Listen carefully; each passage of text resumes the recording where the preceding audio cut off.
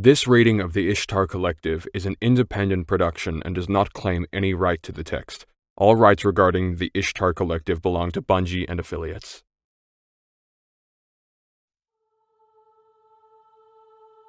Welcome to the Ishtar Collective, the lore and stories behind the world of Destiny.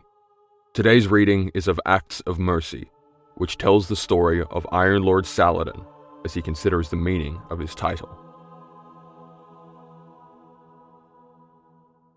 Acts of Mercy, Chapter 1, Violent Tributaries. Saladin awakens, not from sleep, nothing so gentle. From death? No, not yet. From lost consciousness. For how long? He moves to stand. His feet drift without friction. No ground below him. Falling. No. Floating. Pine needles sway in a sea of surrounding green haze. Sun rays plunge through the canopy above and wash over him. His head is lost in the arbor rose motion. Intermittent feeling prickles the skin beneath his tarnished armor. Saladin reflexively attempts to raise his offhand to summon Izra. Numbness responds. He must be hit. He cycles breath through his lungs and sorts instinct from reason. He twists to see the wound. Nerves blaze corkscrews through his neck. Panic. No. No need. Pain he could abide. Reality clarifies. The Iron Lord hangs from a branch run through his shoulder, back to front, 10 centimeters thick. What good was his damn armor? Saladin traces a thick flow of blood down his arm as it breaks into tributaries before reuniting at his fingertips. Droplets pool some 60 meters below, soon to soak into the soil and fade. Beside the pool lay a splintered rocket launcher he'd forged from a reclaimed mortar, dropped when he lost consciousness. Saladin flexes against the axe strapped to his backplate. Wood grinds against his load-bearing collarbone. He grimaces as he lifts his head to gaze at the cliff above. Smoke rises from a burnt crescent impact, blown clean into the cliff's edge. A recent scar left by an artillery shell meant for Saladin's road cruiser. Raiders, he thinks. An ambush. He connects incident to meaning. Someone to look and make an example of a lord who dared to venture beyond their territory. Radagast had warned him of risen thugs fleeing to the far wilds to escape the Iron Lord's reach. He had told Saladin of their hostility, their lawlessness. Saladin would tame it. Binocular reflection catches his sight over the smoldering cliff, looking down in his direction. Unfamiliar voices echo across the rocks. A figure calls out, and others join them. Between hacking coughs, Saladin counts half a dozen hostiles. His fingers ache with chill, and his lungs sting as if coated in rime. He exhales unsteadily. For a moment, Saladin imagines Lady Jolder plunging through the clouds, booming with laughter. He imagines her obliterating the cliffside with a colossal javelin of arc lightning without hesitation. These nameless men die, and she keeps laughing until Saladin joins. His near miss becomes an embarrassing story embellished round a campfire until another takes its place, and it is forgotten. Lucidity falters, and in this moment, he can almost breathe the ash, smell the stormy night air, feel the warmth of the fire, of his friends, as real as worn memories, rosed with age. Light condenses into Saladin's fingers. Arc lines fork across the bark as he grips the branch impaled through his shoulder. It hooks upward from his chest. Better to break it, he thinks. Fingers dig and scorch pulp. They bite in and twist. Wood pops and splinters as a bullet snaps through the pine canopy behind him. Then another, closer this time, as the sound of rifle fire echoes down the cliff face. Saladin focuses his light into the edge of his palm and slashes the splintered branch free, leaving him dangling on a stub of wood. He takes a shaky breath and swings a tingling leg back to push off the trunk behind him, bracing his boot to support the weight against the wood and lift his bone clear from the branch. His armor is slick with blood now. and he can feel a fracture in his bone. Pain he can abide. He recites it as mantra. The dive to the ground below would be dangerous. Saladin prepares to push off and jump. A round strikes his armored torso, knocking the air from his lungs. His foot slips and kicks out violently. His weight shifts on the broken branch, catching hard on his collar and sending fissures through his fractured bone. Saladin roars over the gunfire and grips his shoulder. "Isra, get me off this branch," he snarls. His ghost materializes before him. "I taught you better than to rely on me," Isra reproves him. She swoops behind Saladin for cover. "You're not dead yet. You're capable of this." Saladin strains to regain his footing. He lifts his head and wheezes as his lungs expand. Several figures above congregate around a large object, a blur of metal he recognizes as a flak cannon. "I yield," Saladin laughs weakly. "What would you do if I weren't here, Forage? If I'd been killed?" His ghost taps the back of his head with a pellet of light. "It's just you and your light. What little you have left. Him and his light against a weapon of war. But they were just men, and he, a fiend of fire." Saladin conjures waning starfire from his bones, the last vestiges of his will, burnt his offering to the light. Flame billows and radiates through his flesh, swirling between the gaps in his armor, moving to consume the branch. Sap hemorrhages in hissing bubbles from the wood around him. Flames overtake the branch, joining those building from the Iron Lord's armor. Ash wisps upward on agitated, anabatic wind. With a pop, he descends into free fall. Branches snap against his legs as he picks up speed. Saladin gropes for the axe on his back with his good hand. As fingers find hilt and solar light engulfs the weapon.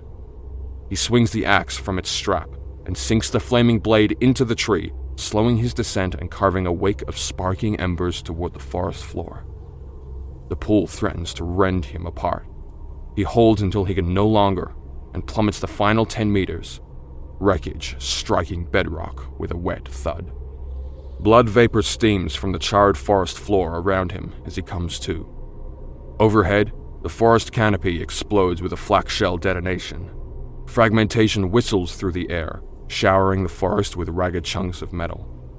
Saladin kicks off the trunk at his feet and rolls his ravaged body onto his rocket launcher. Muscle threatens to separate as he hoists the launcher to his shoulder. Saladin howls, a wounded beast's final challenge. He presses the split launcher shut with his forearm and welds the metal with solar heat before fumbling to find the trigger. Another shell booms. Dense pine canopy opens momentarily from the blast wave. Saladin sees a clean line to the ridge, takes aim, and squeezes. He watches the rocket fly as shards of flak iron carve lines through his face.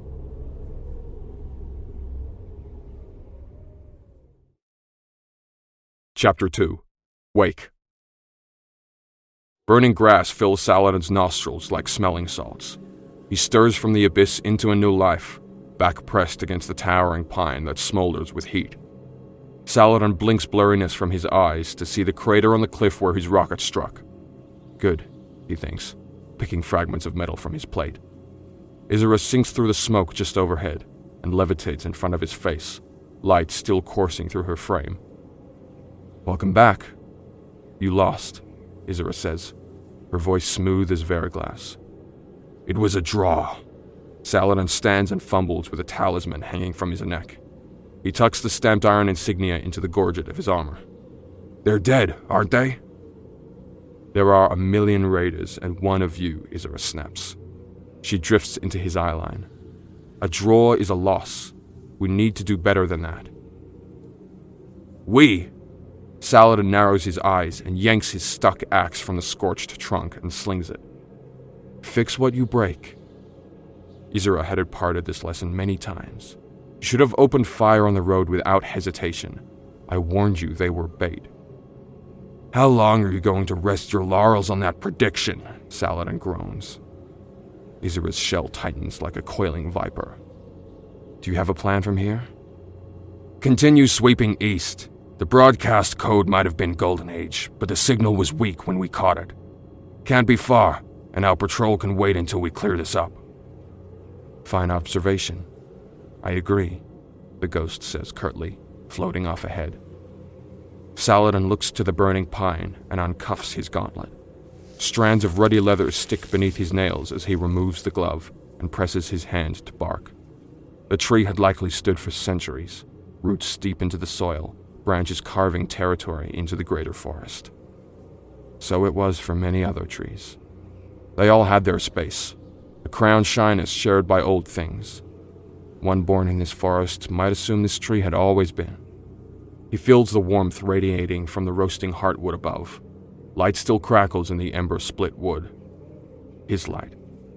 Left alone, it would destroy this old pine, consume it from the inside out. Saladin anchors the light to his core and commands it to return, dousing the burn. The tree will heal, and today's wound will fade. This gouge marks a point of struggle surpassed, and given enough time, will fade into familiarity. "Someone is coming," Isra reports in a quiet voice. "Are they armed?"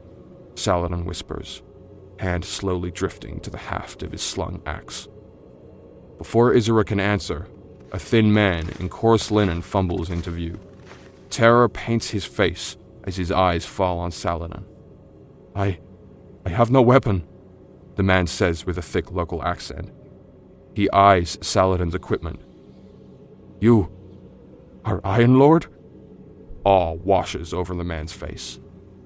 Isra zips between him and Saladin. "Did you not hear the explosions? What do they teach you people out here?" "Many stray dogs fight here." The man's gaze drops to the ground. "Sometimes, scraps are left after. Weapons." "Like a buzzard," Saladin accuses. "No!"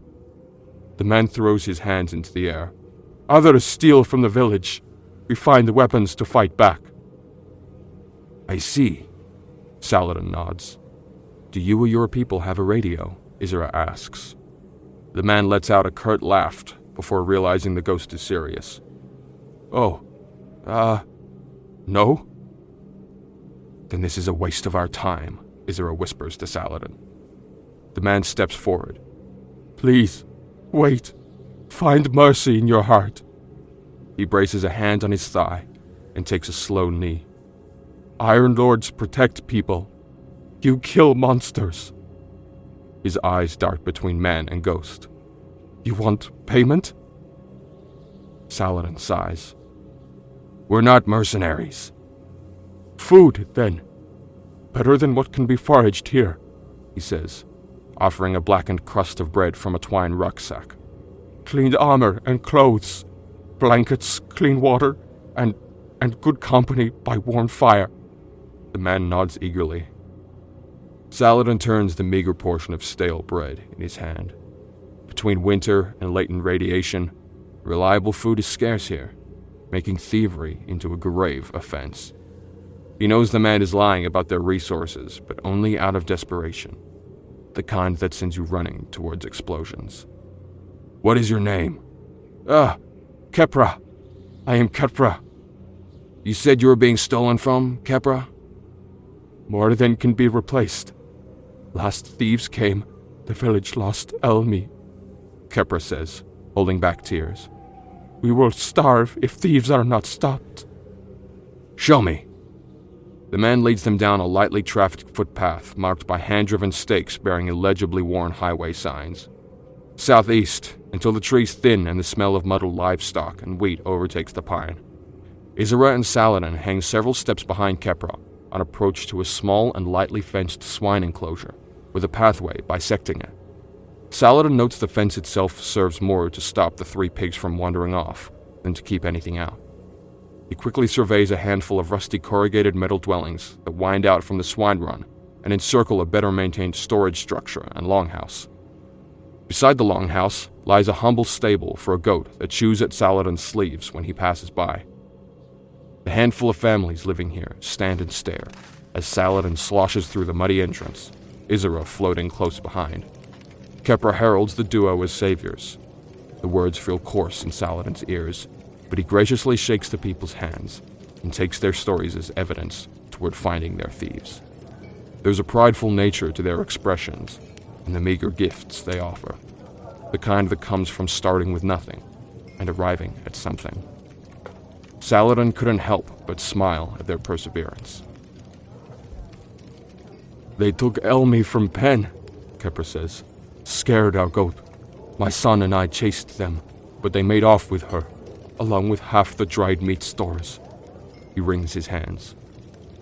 "Elmi is a pig," Saladin says flatly. Kepper nods, teary-eyed. "Only girl hog. Without her, we starve." Isra flitters close to Saladin as she emits a wide, sweeping scan from her shell. "Forge. I doubt they're aware, but that Golden Age transmission is receiving a signal from the Longhouse." Chapter 3. Plea Deal. Saladin breaks through the tree line on the back slope of a collapsed bluff. Behind him lies the breadth of the old forest, shadows slinking away before the dawn. He and Isra had trekked 2 kilometers from Kepper's village to close in on the location of a Golden Age receiver. Atop the bluff, Saladin turns his attention to a steep sunken basin in front of him, fallen in on itself under the pressure of one of Earth's many invasions.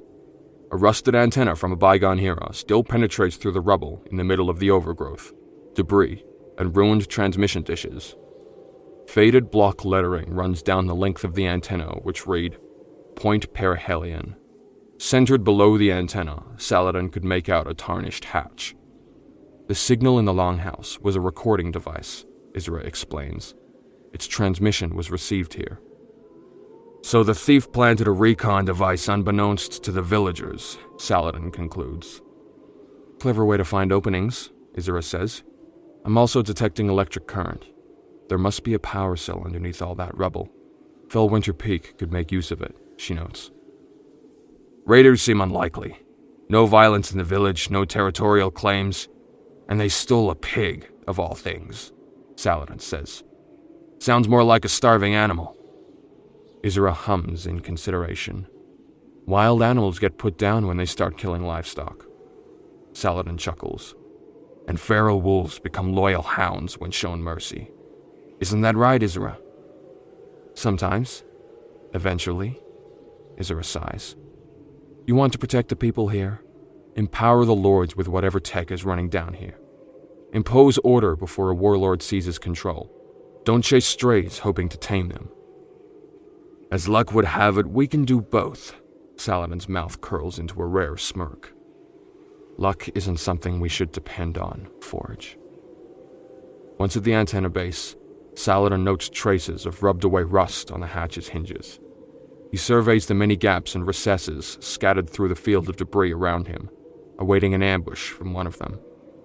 When none appear, Saladin scoffs, as if offended, and spins the hatch wheel until it thuds loudly and drops open. Saladin recoils as putrid odor floods his nose. He takes the axe from his back and sets it aflame. Flickering illumination scatters shadows throughout the dark hatchway. The room is of moderate size, mostly buried beneath encroaching nature. It appears to be the remnants of a control tower erected to bridge a communicational divide. Several preserved slogans in long-dead languages line the interior walls, their meanings lost on him. "Anyone?" he asks. Carbon levels suggest a handful of recent inhabitants, some decomposition, but electrical interference is scrambling my readings.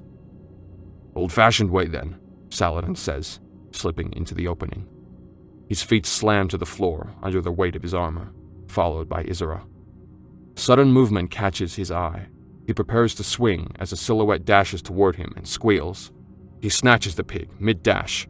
It thrashes in his grasp. "Elmi," Saladin grumbles. Holding the squirming hog, he sweeps the lit axe over the room, stopping to examine a shadowed corner full of stacked garbage. Isra homes in on the same spot and ignites her flashlight to reveal a face, a filthy shoulder, and a gun barrel half buried and hidden among the refuse. Good pig. The young girl has him at gunpoint, flat-footed. Saladin's brow furrows as he eyes his opponent. No older than 14, a whiter child girl wrapped in furs and smears of dirt. I will put a hole in you." Her unsteady voice grapples with seldom spoken syllables. "No lie." The scrawny girl's dim eyes and matted hair are silvered with persistent trauma. Saladin steps forward, his massive frame overshadowing the wider child girl. "You're not gonna kill me, girl." "I'll take your demon when you're dead." The girl hesitates for a moment before yelling, "I know it gives magic. That Jackson will be afraid too." Experience had clearly deafened her to empathy. Morality was a luxury for a civilized age she'd never known. Isra bursts out laughing behind Saladin. "Try." The girl swings the rifle to Isra and fires. Saladin drops Elmi to clattering squeals and stops the bullet in the air with his hand before it contacts the ghost. He picks the round from the interior backplate of his gauntlet, blood running from the fresh hole in his palm. "Whoever you stole these from is underpacking their grains." She hisses at him and hastily tries to slip another dirty round into the chamber. Saladin rushes the girl. He slaps the rifle from her hands and lifts her aloft by her scruff. She stares directly into his eyes, accepting the death blow to come. "Now that you're listening," Saladin places her feet down to the floor. "Sit down, child." Her expression is a caked mask of survival fugue, a hare's heart from expiration. He had felt that waking confusion before, risen into nothing, with nothing. Saladin knows the penalty for theft is death, but that action was final. He also knows the strength of potential, of justice beyond the letter, of mercy. She needs something of sense to hold against the barrage of madness the world has become. "Your name?" "Just kill me." "I'm not a warlord, girl." Saladin, a banneret, plants his molten axe firmly into the ground, blood from his hand sizzling down the haft. "I won't show you death. I'll show you a way to live." Still, her eyes do not leave the burning axe for some time. She refuses rations, as no one had ever given her something without the intent to extract far more in return. "Last time. Name?" "Farah." "If you were hungry, I'm sure that village would have taken you in. Winter soon and stealing. What if you had driven that village to starvation?" The girl stares through him vacantly. "Jackson said bring gifts. Promised to give my brother back." Isra patches Saladin's hands with light. "And did he?" she asks. Farah's vapid expression falters. Saladin eyes the refuse pile behind her under Isra's light. A wrapped child's body is buried within the mound. He places a gentle hand on the girl's shoulder. "Take me to Jackson." The hike to the warlord's commune is several days north. Over the journey, Saladin teaches the girl to trap rabbits and hunt game. Where she sees a predator inflicting their will, Saladin explains the mercy of delivering a quick death. He tells her the wolf does not hunt for themselves, but for the pack. Alone, they are mongrels, driven by instinct and hunger. That violence spreads. It is the promise of the pack that keeps them true. It is the order that binds us together. They make camp on the outskirts of Jackson's hold. Saladin rolls stringy meat between his glowing palms, and the smell of cooking hair fills his nostrils. It is a catch from Farah's first sturdy trap, a bounty they share in peace. "You see? Together, we can provide for each other." Saladin hands Farah a cooked leg. "This is how we go from simply surviving to living. Community, order, laws. That is how we move forward." "What are laws?" Farah asks, mouthful of rabbit. "They're rules, promises of how to treat each other." "Promises break," she says, swallowing. "People like me make sure they're kept. People like you could too." Saladin sees her confusion and continues. "Sometimes when a lord can't remain to protect an area, we appoint a vassal in our stead." Farah looks at him quizzically. "Someone to watch over the woods while I'm gone. Someone like you who understands why promises should be kept." Saladin unclasps a chain from his neck. "This makes you one of our pack, Farah. A wolf. And we protect our own." "How?" she asks, grasping the talisman tightly as Saladin hangs it around her fragile neck. "Like you, there will be others who need a place. Find them. Bring them back to the village you stole from. Promise to protect each other. That is how. In the morning, Farah takes Saladin to the edge of Jackson's encampment, where the woods give way to craggy rock and dry dirt. The Iron Lord tells her to await his return at their campsite. He strides into Jackson's camp as alarm yells raise defenders. Farah steps back into the tree line, but she does not leave. Farah watches the Iron Lord tear through body after body with brutal efficiency, a savage, blood-drunk beast. The young girl devours every violent image of its axe spilling sizzling crimson. She delights in the beast's hollow reception to their screams for mercy. Her wide eyes fill with lightning, flame, and gore. It is a painting of cathartic balance. Though she does not know the words, it is a vengeful righteousness that takes hold in her. The beast is Jackson's punishment for misdeeds, promised order imposed through dominance. Farah rubs her talisman when the warlord Jackson emerges, amethyst lights surrounding him. A moment of fear creeps into her heart as Jackson bellows laughter and charges. But he too falls under an obliterating column of lightning, called down by the beast's thunderous roar. All that remains is the crackle of his cindered bones, flaking into ash. She smiles. Saladin stands at the edge of Jackson's burning encampment. He looks to the lightning-scorched earth where Jackson had stood and summons Isra. Isra surveys the aftermath. Good. But you're going to let the girl go? Stealing food and attacking an Iron Lord are death offenses. And you want to do nothing? Isra's doubt is palpable. Saladin knows she's seen how wild things are. You're procrastinating, she fumes. Farah's young enough to find a different future. Saladin meets Isra's gaze. Just like I did. Isra whirs with exasperation. The world is full of wayward orphans, Forge. Your job is to enforce iron laws, not interpret gray areas. I'm an Iron Lord, and our laws are mine to interpret as I see fit, Saladin snaps. We'll salvage the battery and bring her back to Kepra with the pig. Then we're leaving. His voice is stern and unyielding. That's the end of it.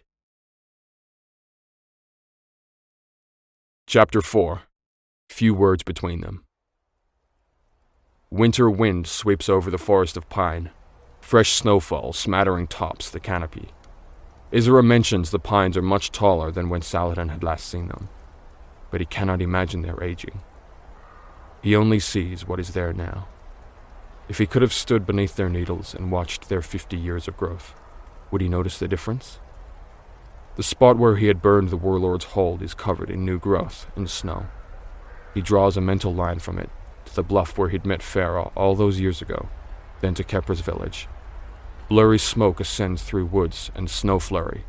A cooking fire, maybe. Bacon, he hoped.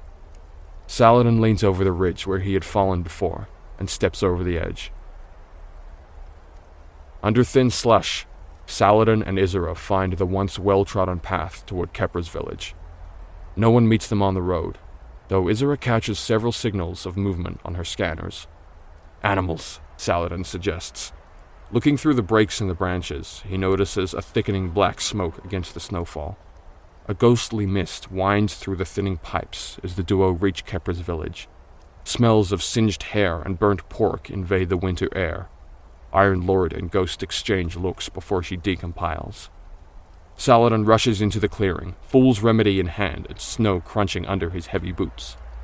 He follows the glistening bloodlines soaked into the soot and snow, through empty pens devoid of hay, past hollow wooden skeletons of rotted homes, until they meet at the rusted frame of a desiccated longhouse. Through snowblind and moth-ridden tatters, he sees them. Graves. Lines of them. Then piles of snow. Bare mounds of shallow churned earth follow. Smoke rises behind them over a dugout depression. Saladin fixates on the number of them. The groupings. He counts them as he walks, until he reaches the edge of the smoking pit, and the numbers lose all meaning. A huddled, smoking mass of carnage lay tangled in the pit before him. Cauterized panic, still smoldering in the frigid air. Saladin stares into the sunken sockets of a charred face. He imagines Kepra's face staring back at him. Was it him? Features all burned away, years older. Saladin turns to see Isra studying something in the longhouse. Through flames rising in his eyes, he sees a crude reproduction of an iron sigil nested in a wolf's blackened skull. The Golden Age antenna no longer received signals. It was bent, unable to discern anything for itself, but still able to throw noise into the sky. A new settlement had formed around it, fenced with wooden spears and built along the basin in a spiral shape. Saladin makes his way inside the oddly vacant encampment unharried, and descends. Where once a hatch had led him down into the center of communication, now a hollow building lay carved open. A path of set stones had been pressed into the ground over years of foot traffic. Crimson moss takes root in the mud that fills in the gaps. It flows underground to an open hall, like an estuary. He tells Isra to stay outside, to watch his back. Silvered eyes pierce through the dim hall fashioned from the surrounding comm station. Saladin watches the moonlight gleaming off them like two dancing spirits. He sees himself in that fearless stare. "I didn't imagine I'd see you here again, young one." It's been a long time since anyone called me young. Farah, packmaster, sits upon a scrap heap of a throne at the rear end of the hall, 8 rugged gunners flanking her. She's a woman now, several decades of age and violence etched into her son's scarred skin and wizened face.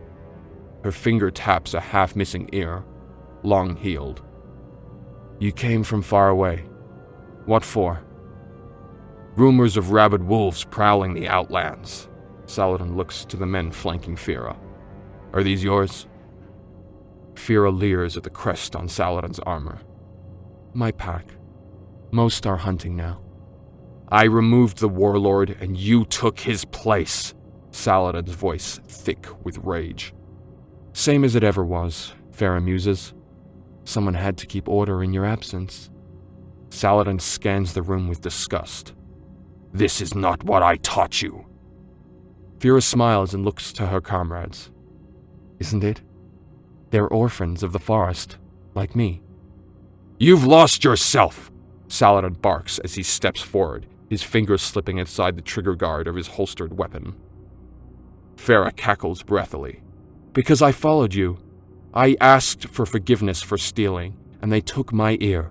So next time I met them, I took back. It continued until they lost everything." She gestures behind her to her grinning disciples and stashes of stolen goods. "The pack decides what is best." "Iron Lords don't slaughter innocent villages. We don't starve people. I don't murder children," Saladin growls, heat building under his skin. "What do you do when a warlord refuses to bow? Order is imposed, old Grey Lord. Or have you forgotten your lessons?" She shifts in her seat. "I learned that when you slapped the rifle out of my hand, when you leveled Jackson's camp, I understood. I made a mistake thinking what you needed was mercy." Saladin exhales. The Iron Lord swiftly unholsters Fool's Remedy. A quick burst drops Farah's rightmost wolf, leaving the pack stunned. Saladin steps forward and kicks Farah's throne, sending her in the chair skipping across the ground like a pond stone, until it crashes and pins her to the far wall. Farah's leftmost wolf draws a wicked machete and lunges. Saladin whips the axe from his back with his offhand and cleaves the bandit clean, pelvis to crown. The two halves slump limply to the floor. Horror freezes the pack as blood pools around them. Farah's shrill voice screams, "Put him down!" Bullets cross in the air as muzzle flashes erupt in every direction. Saladin pivots to face the bulk of the pack, rattling off rounds as freely as his armor and body are receiving them. He kills 2. There's no cover. There is no retreat. This is a reckoning. Wolves whine and die around him. A shotgun blast catches his shoulder, drawing blood and disarming his pistol. He He staggers back under the debt of his wounds. Red drips from beneath his epaulette. The pain is the furthest thing from his mind. He ignites the arm in fiery light and casts a solar hammer that caves in the shotgunner's skull with a sizzling pop. The second-to-last wolf drops an empty weapon and tries to run. Saladin heaves his axe across the hall and catches the coward in the back. They collapse under the heft of the molten blade and combust. He turns to the last wolf, frantically trying to reload their weapon. They back into a corner as they rack their rifle and spray rounds. Saladin charges through the gunfire and slams them against the wall. He unleashes a barrage of arc-wreathed fists that pulverize his foe into convulsing pulp. Saladin sees Farah, still pinned and struggling beneath the throne, burning wreckage around her. He grimaces as he flips the throne off her, wraps hands around her neck, and lifts her aloft. His fingers crush the air from her throat until they feel spine. His body aches. He pauses to catch his breath, to see remorse in her eyes. Fira places a gentle hand on his fingers. "How long until one comes to repay your violence?" she wheezes. Their eyes meet. Saladin's grip loosens. With her other hand, Fira plunges a narrow blade into Saladin's neckline. He winces and turns to see the thin sliver of metal in her hand. Saladin meets her eyes again. There is no fear. His grip tightens until bone shatters. He releases and lets her body crumple where it lands. He watches the life slip from her eyes, replaced by pain, trembling near death. Saladin picks up his sidearm and delivers her one final mercy. Izra floats near the settlement's fence, a small shadow against the early morning sun piercing through snow flurries. Saladin climbs the distance to her before she heals his wounds. The journey is a purifying penance, he tells himself. Pain, he can abide. That was Acts of Mercy, narrated by Eamon Layton as part of the Witch Queen series in the Ishtar Collective. To listen to more chapters of the Ishtar Collective, click through to the homepage of the channel, or wherever you're listening. Soon we'll be continuing with more chapters from the Witch Queen series. Thanks for listening.